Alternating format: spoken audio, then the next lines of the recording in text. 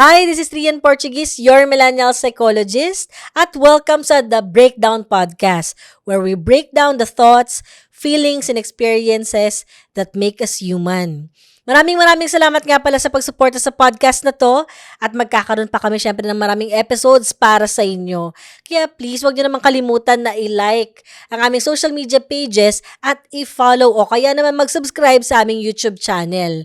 Ngayon, para sa episode na to, bagay na bagay yung pangalan ng ating podcast kasi mukhang sabay-sabay po tayong magbe-breakdown. So, ang topic natin para sa episode na to ay, paano kung di mo na kaya? Paano? Diba? Let's break it down.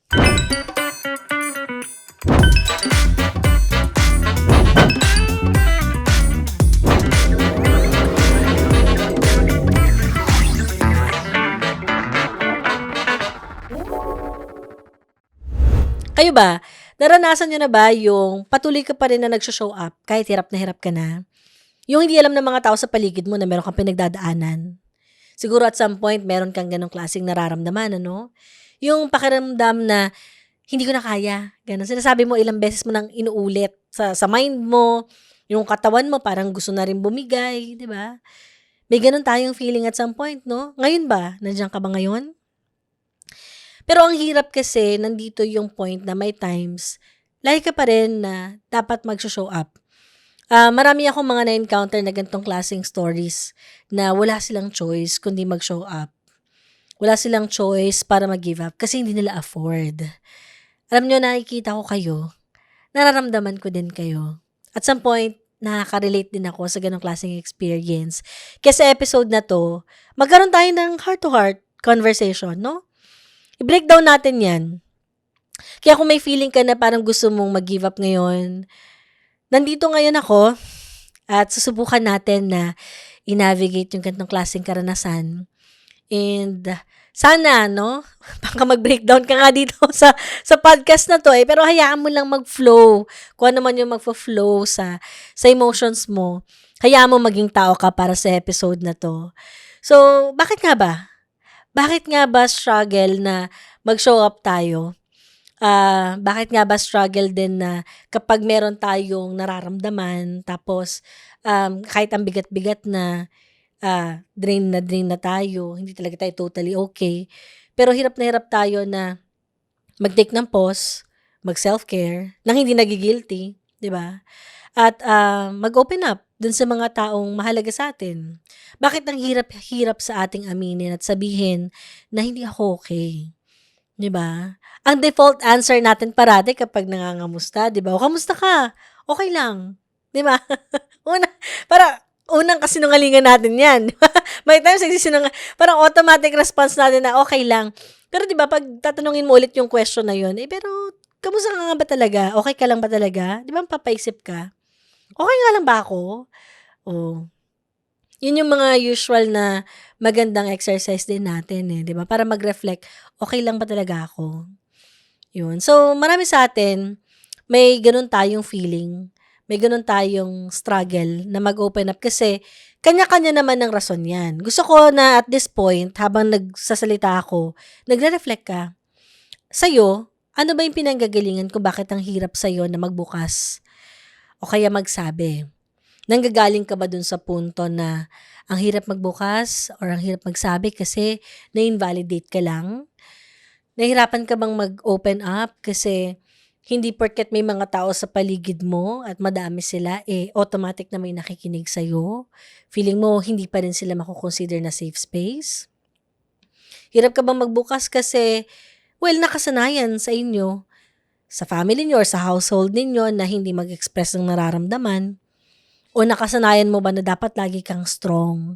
Kasi natatakot ka na yung burden na nararamdaman mo ay maka-apekto dun sa mga taong mahalaga sa'yo at ayaw mo na maapektuhan sila. Kasi alam mo na yung bigat na to kapag sinabi mo baka magbago yung tingin nila sa'yo or kung hindi mo magbago yung tingin, ayaw mo lang talaga simple na maapektuhan sila kasi umaasa sila sa'yo. Saan ka kaya dun? No? Kung may hindi ako nabanggit feel free. Pwede mong i-comment din sa comment section namin. Kasi gusto namin na naririnig kayo. So, ano man yung pinanggagalingan nung nararamdaman mo, importante na binabalikan mo pa din yung sarili na okey lang naman na hayaan yung ating sarili na maging tao. Yung reason kung bakit siyempre, may times na kailangan din 'di ba paulit-ulit nating sinasabi yan kahit sa mga advocacy ng mental health na hindi ka mag-isa, may taong makikinig sa'yo and all that. Kasi totoo naman talaga yun. Pero at some point ang hirap-hirap yun makita na may totoong makikinig sa'yo kasi nga nandun tayo naka-focus sa pain na meron tayo sa struggle natin. And at some point, sa history din na kapag ilang beses kang nare-reject, na-invalidate, nandun na yung fear na baka itong tao na 'to kapag nag-open up ako gamitin lang sa'kin 'to, sa future, maisumbat sa'kin, et cetera, et cetera. Maraming pinanggagalingan din yung takot kung bakit minsan ayaw mo din mag-open up, 'di ba? Pero sana 'wag natin gamitin yung gano'ng klaseng past experiences natin na hindi maganda para hindi na tayo magbukas dun sa mga taong, alam mo yun, willing na makinig, willing na matanggap ka sa kung sino ka, yung makikita ka bilang tao na ikaw ay talagang ano din, worth it pakinggan. Kasi mahalaga ka, 'di ba? Tulad ng pagpapahalaga mo din dun sa mga taong mahalaga sa'yo. So ngayon, bakit pa talaga tayo naghe-hesitate? Yun, sana nasagot na natin based dun sa mga questions ko kanina na nagre-reflect ka, 'no? Ano ba yung pain na hindi natin nakikita? So mahalaga din na pag-usapan natin yun. Ano ba yung pain na yun? So ngayon kung magtatanong ako sa'yo, ano yung pain na hindi nakikita ng ibang tao sa'yo? Saan kaya siya nanggagaling? Kasi iba-iba din yung sugat na meron tayo. Iba-iba yung minsan nga hindi sugat yung term natin bubog, 'di ba? Iba-iba yung bubog or iba-iba yung sugat na pinanggagalingan niya. Ngayon, saan ba nanggagaling yung sugat na hindi nakikita ng ibang tao? At bakit parang nandun yung takot din natin na parang aminin sa sarili natin na issue talaga 'to, problem talaga siya, oo. May times kasi na na-encounter ko kung bakit mas lalong bumibigat yung problema, tayo mismo hindi natin ina-accept na issue talaga siya or problem talaga siya, oo. So, importante na ma-recognize mo yun. Yung ibang tao pupuwedeng ma-invalidate ka, tama? Pero importante na unang-una sa lahat 'no, tayo yung hindi nang-i-invalidate ng nararamdaman natin. Marunong tayong umamin na problema 'to. Marunong tayong umamin na mukhang kailangan mo nga din talaga ng help 'no, at some point. At least kahit dun lang sa level na yun na hindi tayo nagsisinungaling sa sarili natin kasi puwede tayong magsabi na, "Okey lang ako," 'di ba? Pero pagtalikod nilang lahat, 'di ba? Gabi na, matutulog ka na, nakahiga ka na ulit sa kama mo, 'di ba? Importante na malinaw sa'yo kung saan nanggagaling yung problema at bakit, para hindi tayo nalilito. Yung mental health struggles natin 'no, hindi talaga yan visible. Hindi yan katulad ng mga physical, issues natin na kapag may sugat, puwede mong 'di ba, lagyan ng gamot, 'di ba, lagyan ng Band-Aid. Yung mental health struggles natin importante na nare-recognize siya tulad ng sinasabi ko 'no. Actually kahit sinabi ko ngayon, may iba sa inyo diyan hindi pa rin ninyo yun makikita kaagad or maaamin. Kasi nga hindi siya gano'n ka-visible at marami sa atin hindi trained kung papaano ba i-e-exercise yung emotions natin, kung papaano i-exercise yung pagiging tao. Sanay tayo most of the time na tayo yung nagbibigay ng help, ganyan. Kasi yun yung sa sinasabi sa'tin 'di ba, matuto tayong mag-help ng ibang tao, ganyan. Matuto tayo na mag-adjust para sa kanila. Pero hanggang kailan tayo aamin na hindi rin tayo totally okay at some point, hindi tayo gano'n ka-available kasi may mga pinagdadaanan din tayo, 'di ba? Importante na natututunan din natin na ma-establish yung gano'ng klase ng, um, boundaries, 'di ba? Oh, pero kasi ang hirap niya na ma-exercise dahil mas marami nga sa atin ay talagang tinuruan na tayo yung nag-a-adjust dun sa mga tao sa paligid natin. Kaya kapag nandito na yung panahon na kailangan natin ng atensyon, nandun yung guilt feelings na hindi ba ako nag-a-ask ng sobra? Hindi kaya parang too much 'to sa mga tao na 'to or baka nakakastorbo ako.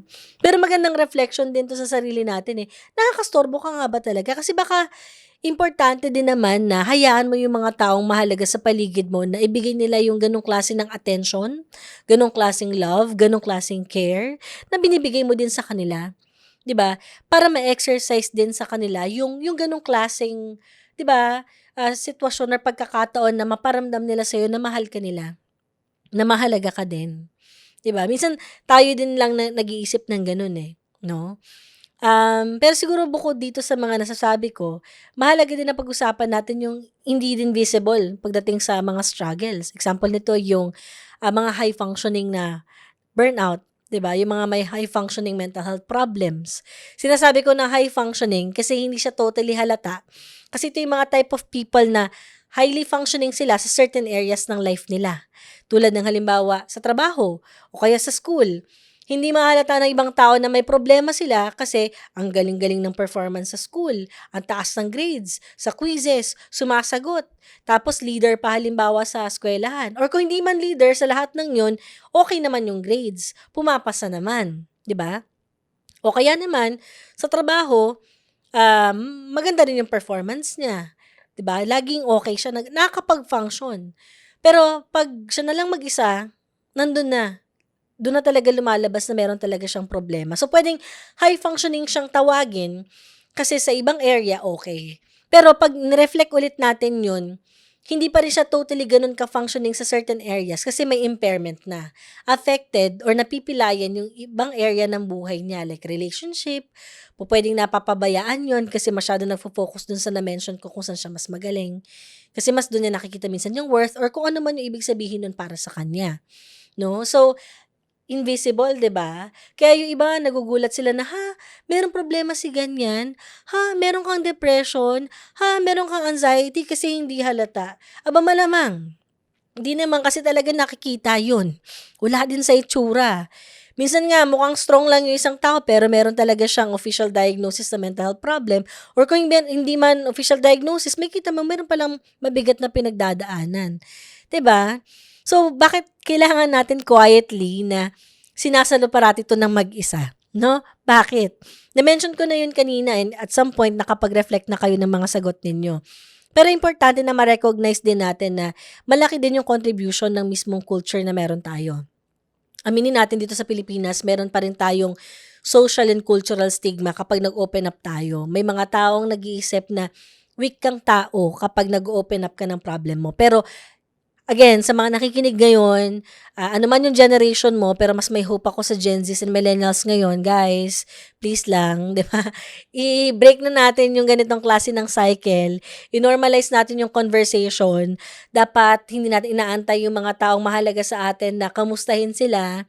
Importante din na tayo marunong tayong kumumusta sa sarili natin. Pwede tayong mag-limit din, pwede tayong mag-set ng boundaries. Kasi ang hirap-hirap na lahat ng 'to sinasalo lang natin sa sarili natin. Hindi siya kahinaan. Pero ang hirap pa rin kasi alam mo ang tagal ko na din sa mental health advocacy. At some point nagpunta ako sa isang event. Hindi ko na ma-mention kung sino nag-organize 'no, kasi di ko sure kung meron akong permission. Pero nung chineck ko yung isang activity dun, puro mga kabataan yung present. Tinatanong sila kung ano yung mismong healthy coping mechanism nila, ano yung usually na ginagawa nila kapag nase-stressed out sila. Nakita ko do'n sa dami ng mga, participants, nasa 100+ yun, eh, kasi public school yun. Yung answer ng mga kabataan nagfa-fall under sa, pakikinig ng music, ayan, common na common yun sa kanila. Nandun din yung, sinusubukan din nila na magkaroon ng physical activities. Sa mga lalaki madalas yung mga ball games. Sa mga babae din naman, madalas at pinakamadami sa kanilang nag-answer at least dun sa activity na yun ay social and emotional support. Ang pinakanalungkot ako kasi as someone na psychologist, tinignan ko yon sa pinakababa kasi nakalagay, mental health professional. Ni isa sa kanila sa 100+ na yon naglagay dun nung mismong thread, hindi ko na-neck. So, marami sa mga kabataan yung hindi pa rin lumalapit sa mental health professional. Pero I know, malayo pa kasi yung lakbayin talaga ng ng mental health dito sa Pilipinas. Pero at least kahit papaano nakikita ko na may pag-asa in terms of peer interaction. So meaning, yung mga mental health advocacy na ginagawa natin, dapat nakakapacitate or natututo yung mga tao na papaano tayo magbibigay ng suporta sa mga taong may problema. Tulad ngayon, sa sinasabi natin ngayon, di ba? Bakit ang hirap-hirap at bakit lagi nating quietly, no, sinasalo lahat ng mga struggles natin na mag-isa. O ngayon, at least, nare-raise sa awareness natin na marami sa mga taong may pinagdadaanan, ang pinaka-importante pala sa kanila, social and emotional support, at saka yung mismong peer interaction. No, so ibig sabihin, malaki yung role ng mga nakikinig ngayon dito. Marami sa mga tao, Mas pipiliin nilang lumapit sa kaibigan nila kaysa sa mental health professional. Nakakalungkot ba 'yan para sa akin? Yes, at some point.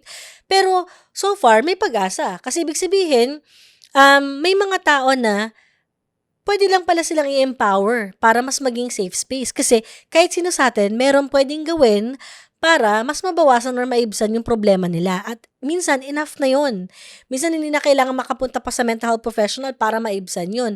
Kung marunong lang halos lahat ng mga tao marunong makinig, marunong na mag-affirm ng kanilang nararamdaman, mas mababawasan yung distress, 'di ba? Baka mabawasan na rin yung trabaho namin and okey lang din naman yun. Kasi ang trabaho naman namin hindi naman laging therapy lang 'no. Sa mga nakikinig, 'di lang kami naka-focus sa clinical aspect. May mga katulad ko na industrial psychologist at, naka-focus sa media ay, talagang, trabaho din namin yung tulad nung mga nasa workplace, iba pang community, et cetera 'no. Yun, going back, at least nalilinawan kayo na lahat kayo meron kayong role 'no. It's everyone's business pagdating sa mental health. So kung nahihirapan yung isang tao kung papaano mag-open up, 'di ba, baka it's time na tayo yung nagre-reach out para sa kanila para ma-unburden nila yung nararamdaman nila, 'di ba? Para hindi na kailangan pa na quietly sila ay nagsa-struggle ng mag-isa. So ikaw kung nakikinig ka ngayon, ikaw naman yung nagsa-struggle mag-isa diyan dahil di ka makapag-open up, sana makatulong 'tong naririnig mo ngayon para maglakas ka ng loob at pumili ng mga taong mahalaga sa'yo na mapagsasabihan mo ng nararamdaman mo. Alam niyo meron akong pinapagawa sa mga, ilan sa mga, nakakausap na kung hindi ka sanay na mag-express ng nararamdaman mo, pwede mo siyang i-exercise kasi nale-learn naman 'to. Meron akong tinatawag na cautious vulnerability. So, ano ibig sabihin ng cautious vulnerability? Vulnerability, ito yung sinasabi mo yung nararamdaman mo ng hindi ka naghe-hesitate. Pinapakita mo yung soft spot mo, yun yung vulnerability, 'di ba? And sabi nga ni Brené Brown, it's a sign of strength, gano'n siya. So, okay siya. Ngayon, bakit cautious vulnerability? Kasi dito, 'pag ine-exercise natin na maging expressive at matuto na mag-communicate, siyempre hindi naman yung isang biglaan pagkagising mo bukas ay marunong ka na mag-open up. Step by step process siya. So, yung cautious vulnerability, ito ay pupuwede mong i-practice dahil ang gagawin mo, ita-try mo sa sarili mo kung ano lang yung kaya mong ma-open up sa isang tao na komportable ka. 'Di ba? Kung hindi naman ka sa komportable, puwede mag-start ka sa mga strangers, 'di ba? Halimbawa, for the sake of gusto mo lang mag-express at magsalita, 'di ba?